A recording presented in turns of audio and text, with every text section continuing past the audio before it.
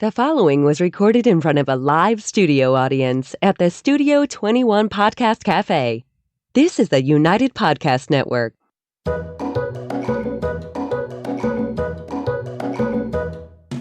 Welcome to the Quirky Dog Podcast, inspired by some of the quirkiest dogs you can ever imagine and the owners who love them. This podcast is brought to you by the quirky couple themselves, Scott and Jess Williams. Their aim is to educate and entertain. Here's Scott and Jess. Welcome, guys, and happy Wednesday. Today we have a very special episode. We are inviting one of our former clients on to discuss the story of her dog, Sandy. But first, we're going to start with the quirky tip of the day. You got the squeaker. You can take him over. All right. Our client's name is Emily Ostrow, and she's a licensed therapist. And she has this really awesome teen mental health podcast called Not Now, Maybe Later, very apropos for teenagers. So check it out. You can find it on Spotify, YouTube, and SoundCloud. We've listened to a few episodes. Emily's very soothing and gives a lot of great advice. So check it out. It's away from dogs, but it's crazy how it all interrelates. My emotional maturity is at about 14 years old. It's perfect. Yeah, I'm right there. You're catering right to Scott. I learn a lot from it. All right. So, Em, thanks so much for coming on today. We have had a long journey with you. I feel like it's been, what, a year and a half, 2 years or so? Yeah, she's only 3 and you've been around for most of it. Yeah. Okay. So let's just talk this through a little bit from your perspective. So before you had met Scott, you guys had kind of gone through the gamut of trying to help your dog. I mean, she's just to preface it, she's like a beagle-y kind of looking mix from the South. She's got a lot of strength. I'd say that she has tendencies towards anxiety. Her name is Sandy. She's very cute. Anything I'm missing from that description? No, I would just say we got her as part of a rescue litter and her sister came up too. So we have 2 of the litter in our family. It's just Sandy lives with us. Yeah. And Sandy had more struggles. It just seemed there were just more triggers or whatever else. She's a lot of Sandy. Okay. So tell us from your perspective, kind of what happened before you reached out to Scott and Scott came over to do a class way back when. I feel like a lot happened. I have to sort of admit, I had never had a dog before. My husband and I had a great dog that he brought into our lives. So I thought dogs just came trained and well-behaved. So lesson learned. Not all dogs are ready-made for people who don't have training themselves. So we got her and knew that we needed things like doggy daycare because we both work. And so we were looking for that kind of immediate sort of stuff. But I think soon after one of her first vet appointments, they're like, "Oh, you better get a trainer for this one." She seems to be really off, or I think anxious started to be the word that everybody was using. Yeah. So I did set up some training. The first trainer gave me the feedback. Basically, she's not even workable. You should try medication. And she was 3 months old when I got that input. Mm-hmm. So that person recommended a specific behavioral vet, and I got set up with that person. And first visit there, they kind of concurred with that trainer and said, "Yeah, this dog has severe anxiety. We'd like to try medication." And I said, "Do we have to?" And they said, "Well, not much else is really going to get her to a foundation for training." So they put her on the generic of Prozac. Concurrently, Sandy has always had digestive issues, which I think also goes with the anxiety. So we've been through the ringer as far as that goes. Medication does not make that better for humans or dogs, at least in the beginning. So we got her on the Prozac. We tried to have the trainer back. That relationship didn't really ever get going. They kind of disappeared pretty quick. And then we were like, we don't like giving our dogs meds. So we told the vet that, and they advised we continue. I didn't. And we found another trainer who was kind of the other end of the spectrum, and they use natural herbs and raw diets and all of the other stuff. And we did a few sessions and she showed some ability to be trainable, but that was very expensive and wasn't going to be sustainable for us. So I kind of gave up on that training, and that's about when I found you all. Yeah. And Scott came over that first day and she was a lot. She was very protective. Yeah, she was fearful of me, and her behavior changed when I entered the house as opposed to when just your family unit was there. I think she was happy for the most part with you guys. But when a stranger came, someone else came in, she would get growly and, be between your legs or behind your legs and just not comfortable at all. That was obvious. Yeah. You know? So that first meeting with Scott, from your perspective, and Emily has a husband named Sam who owns Festina Lente. If you're local, go to Kittery and have it. It's a great restaurant. So from where you and Sam stood, kind of what did that look like for you that first hour, and where were your heads at after that based on everything you'd gone through so far? Well, we had found out about you guys because you offered the boot camp, and we were at this place of thinking this dog isn't right for us. Our family can't handle this. So we were at a point of wanting to give her up. And our in-laws, who had had behavioral dogs before, I think had worked with one of you for one of those dogs, who was her own lost cause in her own way, but, got as good as she could get before she died. So we were looking for that level of care from you all. And I think when you came, you affirmed it would do her a lot of good to get, with us for a little while. So I was really glad to do that because it was kind of a last resort, or we were going to try to rehome her. Yeah. And we had her, I think we did 2 weeks with her, right? Yes. Yeah. And, she wasn't easy. There was a lot of fear. She definitely took a little bit to settle in, and she definitely had, she was very strong getting her nails done. There was a lot of vet fallout from before. And since we've had her, Emily and I have been able to take her to the vet muzzled, and she's been able to get exams, and everything's been okay. She hasn't had a big issue. She's acted pretty much like a normal dog. But what was the change kind of for you? One, I want to talk about from Prozac not to Prozac, because she came off Prozac before we even saw her. And I think you guys noticed some changes. And then what kind of changes did you see from before when we had her and then after, just from your perspective? Yeah. Our experience of her on Prozac was she wasn't really less anxious. I think her reactivity was just dulled. So she didn't seem calmer. She just seemed less reactive because, she had been slowed down. But that actually, in my understanding of her, and I think I understand her better than anybody, I think she wants to be on full alert all the time, right? Because that's how she handles what she thinks her job is, which she has no job. She's just to be a family dog. Yeah. So when we took her off the Prozac, we saw that sort of alertness and hypervigilance return. So then she was a little bit more dominant. She's never bitten people. She's never been aggressive, but she just seemed, how she stands like that kind of bulldog kind of thing. Yeah. Like she was just more ready off of Prozac, but no more controlled. Yeah. And I think you even said she was a little more playful. Like you guys had noticed just some changes just with her demeanor again too. Like she was just kind of interacting like the dog that you originally had. And then what was it like? We had her for boot camp. We did some follow-up classes. What kind of changes did you see with her and through the follow-up training and everything else? Like how have things changed for you guys? I think what I learned and what she learned is she's a working dog or she has about 16 working dogs in her. So her best is when she's under control, when she's being told. And we had to learn that first about having people over because that was the most common challenge we wanted to overcome was being able to have, other kids in our home and other families in our home. So you trained me and then I tried to train everybody else who took care of her. Mixed bag there. Yeah. That she needs to be kind of engaged and being told what to do and where to be pretty much all the time. We've learned she can settle down when she's familiar with the people that have come over repeatedly, but she needed to know what her spaces were, what her commands were, and that she wasn't in charge of our home, which I think, she tried to be before the training. Yeah. A lot of responsibility for her.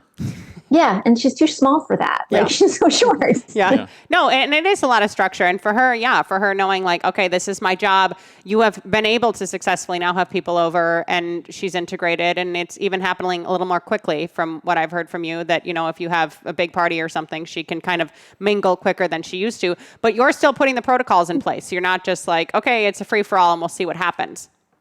Right.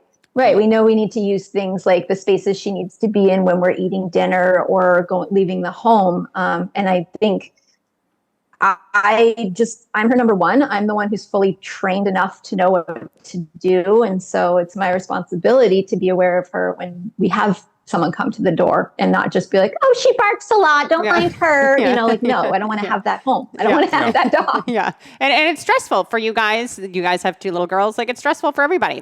We don't need that sort of energy and everything. So how do you see, you're working with people every day in the field of psychology. Do you see any parallels from the dog stuff and the human stuff, especially when it comes to teens? Can you touch on that just a bit?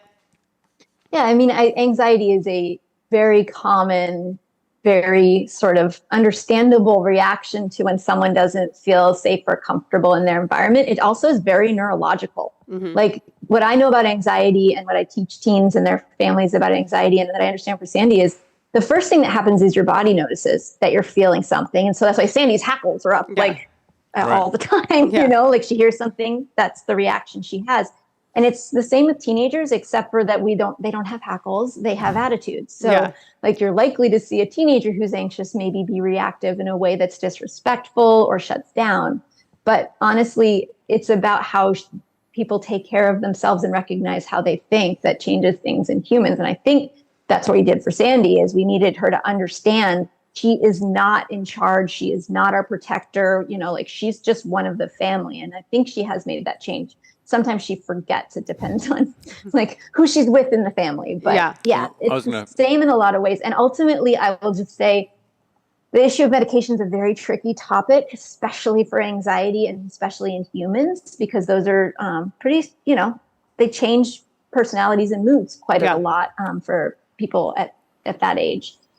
So it was weird and not right to see Sandy have that personality change when she was on the Prozac, especially when it didn't improve her functioning in any way. Yeah, no, I agree. And I mean, for anyone out there who, you know, human medication, dog medication, if it works, great, that's fine. But for some people, it's not the right journey. And I think you said it great. It is a big step. It is a big move. It is a big, you know, you're changing stuff going on in your brain. There's stuff that happens there. The nice thing about, you know, with humans and these medications is that whether you're an adult or a teenager, and I can say firsthand that when I was a teenager, I got put on medications for behavioral problems early on, and within a month I was off of them because I didn't like the way I felt on them. And I could tell people, I don't like the way I feel, I'm not comfortable. It didn't improve the quality of my life. It just compounded. Now I have this other weird feeling going on, you know, in addition to, you know, the issues I had to begin with, you know, which were vast. I'm still dealing with. But one thing I remember about Sandy was when she came home, things seemed to be going much better. But you're in a duplex, and is it your mom or Sam's mom that's there in the house? It's her mom. Your mom. Yeah. So that was a little bit tough because your mom was happy enough to come and let Sandy out when you guys weren't home. But then they were having that was something. Their own dynamic. There was another dynamic there that was a little different also, which was making it kind of tough. But she's a tricky dog, and no doubt, you know, she's trying to keep her even keeled on a regular basis it's a lot of work. And unfortunately, just letting her have complete freedom. Some dogs, they settle in. A lot of rescues will come. They'll come with a lot of anxiety. The anxiety is because they're in a new home. And it may take them 4 to 6 months where they finally just kind of decompress and say, okay, this is my house. You know, but in her case, there was no decompression. This is just part of her genetic makeup. I think that there's a genetic component there to a certain extent that we're trying to work with. And it's admirable that you guys have stuck it out and tried several different avenues to get her to be a family member that is stable and comfortable in her own skin. And it's an ongoing project. It's still not completely resolved, if I'm understanding. Yeah, and I want to give Em kudos. I mean, you know, when you say that she's a working dog, that's a great way to phrase it. And you take her bike riding, like you guys give her a lot of stimulation. You live on a lot of land. She has a good recall. You know, you're providing her with a lot of outlets to keep her at bay, in addition to the structure and the training. And luckily, she's great with the girls, and that has always been the case. Correct? Yeah. She's always been good with your girls, and this is frequently what we see. You know, she's a great family dog, but we can't take her to the vet, or we can't take her anywhere, or we can't have anyone to our home. Like we can't just live the four of us. It's not COVID always. Like we have to be able to have people over and have her be seen by medical professionals and, you know, little stuff like this. And I do think it's important for people who are in a position like you guys were in, where you were kind of between a rock and a hard place, just to hear that there is hope. And, you know, maybe it does take another call. We don't want everybody calling us and sending us dogs from all over the country. That's not the point of this. But just for people to hear a journey of like, this didn't work, we switched it up, and you stepped up for your dog. Like you said, like, no, this is the avenue we want to go, and this is what we want to try. And you made the choices. You were the advocate for her. So there is definitely a very strong component of her success being you and her follow-up and what you guys are doing as a family and everything else, but you're providing her with a lot of stimulation and what she does need. Like, she loves running next to you on the bike, and, you know, she's a fit little dog. She likes go, go, go. Maybe she needs a treadmill. Yeah. Need a treadmill in the house. Yeah, Throw her on the treadmill for 25 minutes. Take the edge off. We just have a stationary bike. She hasn't really shown us that she can ride that. That's a stretch. So what kind of things have helped you at home? Like, I know you're talking about you have, you know, certain protocols when people come over, when you're answering the door, or you're expecting house guests for the weekend or if something else. But what are some other little like techniques that you guys have used, you know, if, you know, the energy is a little heightened with the girls coming home from school, so to say, just to keep her more even keel and not from escalating and, you know, bottoming out? I have found, maybe this isn't the right answer, but There's it no does right work. answer. If I can anticipate that someone's coming to the house, or like that my coming home is also like an area that we have to keep working on, because she was starting to bark again when people were pulling in the driveway. So 2 things that we do to try to manage that particular part of it is, if I know someone's coming, I just put her on the leash. Yeah. And I'm like, you're going to be under my control. Like, I've tried putting her in the crate and she's okay, but I don't want to keep her in there the whole time because I know she can do it. Yeah. She just needs that like step down from crate to leash. Okay, you seem calm now. You can come off leash. Like, we just had 14 people over the other day and she didn't know 7 of them. And that process took 15 minutes, you know, to get her adjusted with that kind of support. And then now I'm just really trying to train my mom on like, put her in the crate before we get home. That's where she needs to be. If you leave her out, she thinks she has to bark to let my mom know that people are coming home. And we come home, we let you know. It's predictable. Yeah. It's not like we're surprising you with Right. our dinner time arrival. So I want to create those routines. It has been an adjustment going back to the school year and having schedules change and us being, you know, away a lot. So we're working on that stuff now. I'm really trying to spend more time with her. In the summer, I had no time for that because the kids are around so much more and we were so busy. So I'm trying to like take her out on the trails and see her be happy. Because it's like day to day, you know, she's happy when we're snuggling, but like you can see a dog where they're, you know, where they're happy in nature or or working or whatever. So that's been really nice. You have a great location, your home there, giant big backyard. And I remember you sending a video of one of the kids or one of your kids' friends walking her around, or maybe it was a cousin walking her around on leash in the backyard. And she certainly has room to get out and stretch and play and run around a bit. But then it's also the double-edged coin of there's more space for her to protect. It's like, okay, I got the house. And now animals. I got to take care of this 2-acre lot. Yeah, she's ready to We hunt. got deer, we got turkeys and squirrels, and Does she get reactive to the wildlife too? She likes to go. Well, and the thing about... but in the right way.